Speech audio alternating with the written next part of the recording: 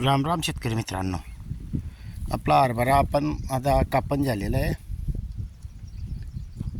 नाहीतर हरभरा उभा असतानाच शेतामध्ये जबरदस्त भेगे पडतात.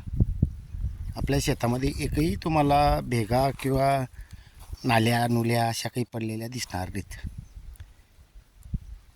हे जे नैसर्गिकरित्या जे आपण वापर करतो आहे, जे खतं बॉन्डिंग तोडून देतो आहे, त्याचे फायदे आहेत. शेतकरी मित्रांनो, जर जमीन सुपीक असेल तर उत्पन्नही चांगलं येतं.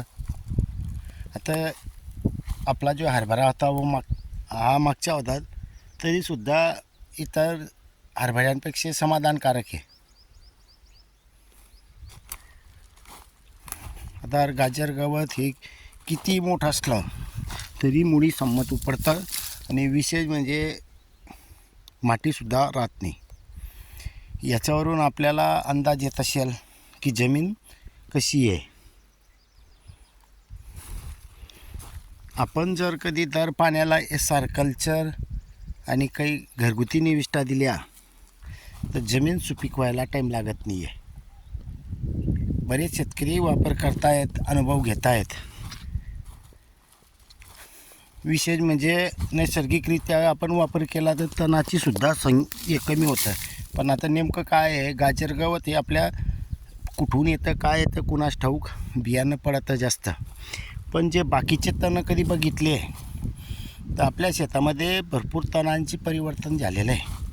वेगवेगळ्या पद्धतीचे तण आलेले आहेत. आता जंगली आवळा आहे आपल्या शेतामध्ये, सहजासहजी दुसरे तण आपले कमी दिसतात. फक्त गाजर गवत सोडून द्या, गाजर गवत हे असतंच. तुम्ही नैसर्गिक करा की रासायनिक करा, त्याच्यामध्ये गाजर गवत येतच असते. शेतकरी मित्रांनो, असंही नाही एकाच जागेवरनी मी पूर्ण क्षेत्र दाखवू शकतो आहे. आपल्याकडे जे शेतकरी येतात ते पाहतात, त्यात काही शंका नाही आहे. आणि आपण जे आहे ते दाखवतो. आपल्याला एकही शेतामध्ये भेगा दिसणार नाही तुम्हाला. यावरून आपण अंदाज लावू शकतायत शेती कशी असेल. धन्यवाद.